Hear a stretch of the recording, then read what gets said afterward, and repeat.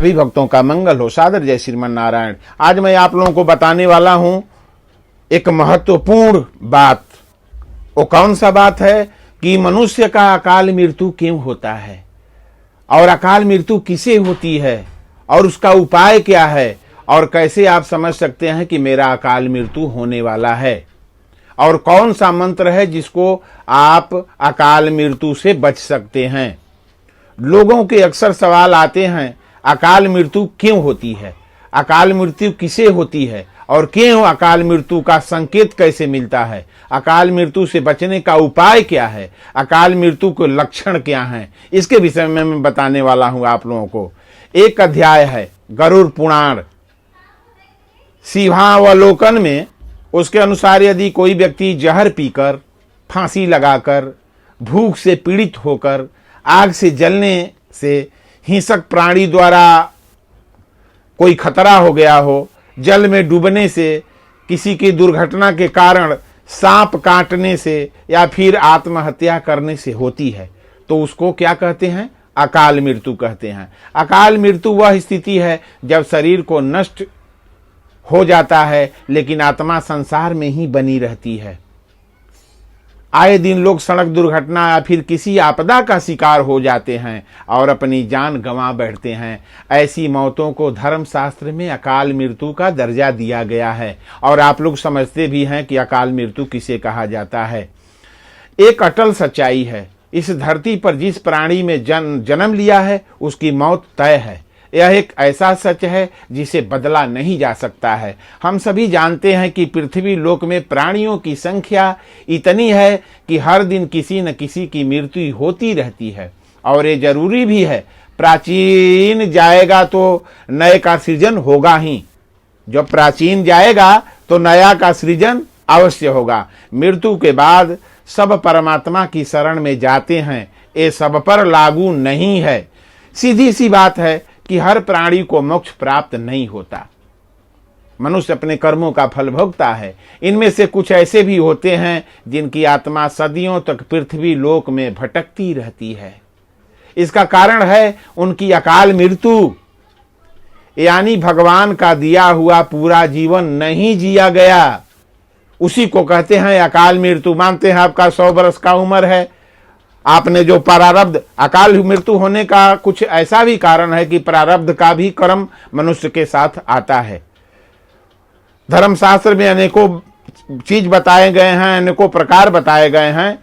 तो 100 वर्ष का यदि आयु है, बीच में ही आपका अकाल मृत्यु हो गया, 100 वर्ष आप नहीं जिंदा रह सके तो आपका आत्मा जो है पृथ्वी पर ही भटकते रहती है। वेदों में मनुष्य की उम्र 100 साल निर्धारित की गई है। तो अकाल मृत्यु क्यों होती है?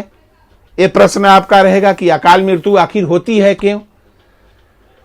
तो इस 100 साल की निर्धारित उम्र में दुष्कर्म को नहीं मिलाया गया है। मतलब इंसान की मृत्यु तभी होती है जब उसके पास धर्म कार्य के लिए शक्ति नहीं होती है या फिर उसका शरीर उसे धर्म कार्य करने की इजाजत नहीं देती या धार्मिक कार्य करने लायक नहीं रहता। इससे अलग जब कोई व्यक्ति अपनी इच्छा से धार्मिक कार्य को त्याग देता है तो पृथ्वी पर उसके जीवन की अवधि कम हो जाती है, क्योंकि धर्म अब वो करता नहीं। भगवान भी सोचते हैं कि ऐसे अधर्मी को तुरंत मार दिया जाए।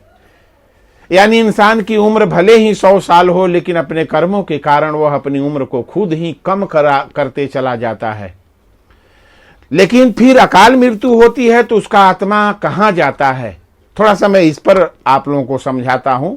विष्णु जी गरुड़ पुराण के माध्यम से यह भी कहते हैं कि मनुष्य के जीवन के 7 चक्र निश्चित है। जो मनुष्य इस चक्र को पूरा नहीं कर पाते हैं ऐसे में अकाल मृत्यु को प्राप्त हो जाते हैं। अचानक ही मृत्यु होने की वजह से मनुष्य की मोह माया, इच्छा और तृष्णा बनी रहती है जो कभी पूरी नहीं हो पाती है। ऐसे में शरीर तो नष्ट हो जाता है लेकिन अकाल मृत्यु प्राप्त होने वाली आत्माएं अपने परिजनों और जीवित लोगों को कष्ट पहुंचाती रहती है और अपनी तृष्णा पूरी करने की कोशिश करती है। श्रीमद् भागवत में भी पहला अध्याय में ऐसा प्रश्न आया है धुंधकारी और गौकर्ण महाराज का। आप लोग धर्मशास्त्र के द्वारा समझ सकते हैं कि उसकी आत्मा तड़पती रहती है क्योंकि उसका इच्छा पूरा नहीं हुआ, बीच में उसका मृत्यु हो गया। गरुड़ पुराण के अनुसार प्राकृतिक मौत से मरने वाले मनुष्य को 41 दिन में दूसरा शरीर प्राप्त हो जाता है। इसके विपरीत अकाल मृत्यु जो व्यक्ति का होता है, भूत प्रेत पिशाच कुष्मांडा ब्रह्म राक्षस बेताल और छत्रपाल जोनी में भटकते रहता है। उनकी आत्मा को जल्दी से शांति नहीं मिलती। आपको बता दें कि अकाल मृत्यु में आत्महत्या को सबसे निकृष्ट माना जाता है। जितने भी अकाल मृत्यु जैसे गाड़ी से लड़ने से, जल में डूबने से, अचानक बस में दुर्घटना होने से, जितने भी अकाल मृत्यु हैं उसमें सबसे निकृष्ट कौन मृत्यु है?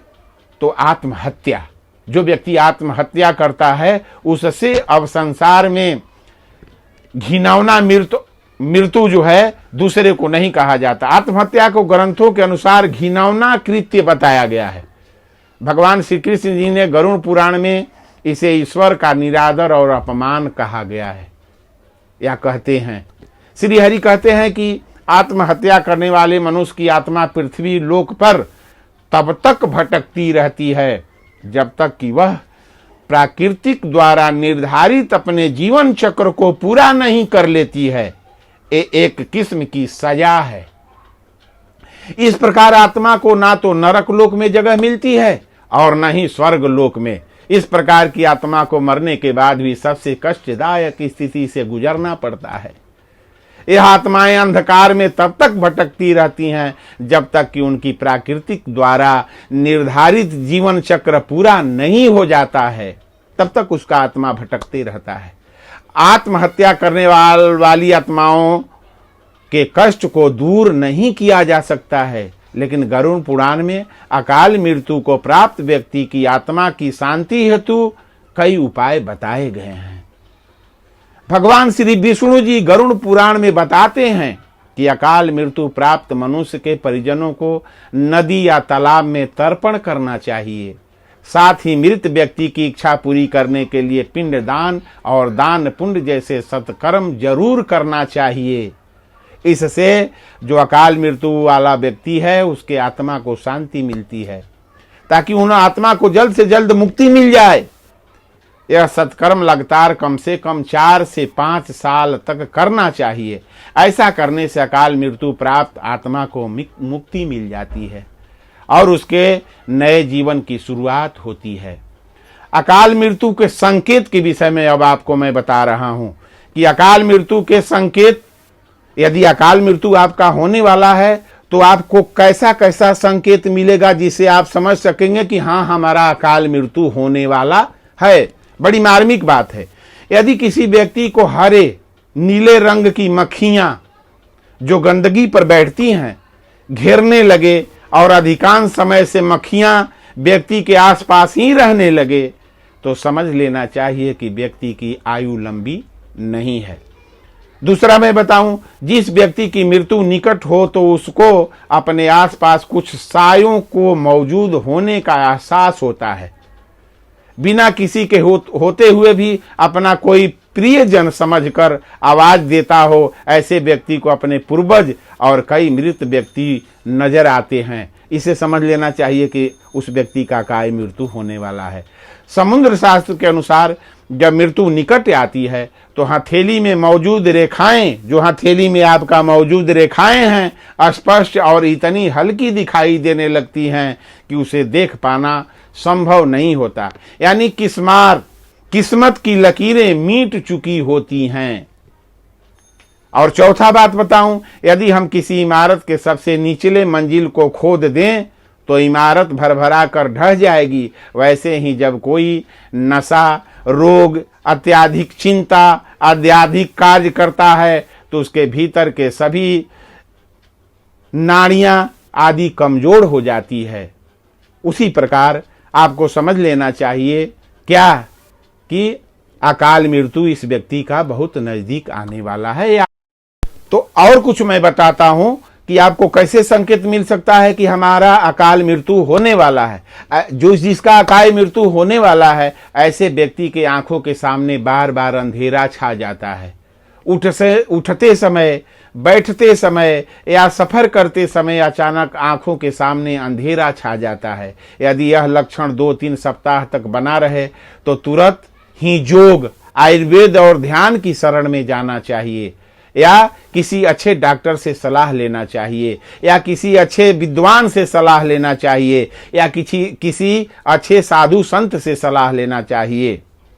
और क्या है, यह भी चिंताजनक बात है, लेकिन इसका इलाज समय रहते किया जा सकता है। और 5वां बात बताऊं, जिन लोगों की मृत्यु निकट होती है वे अपनी छाया को भी खुद से अलग देखने लगते हैं।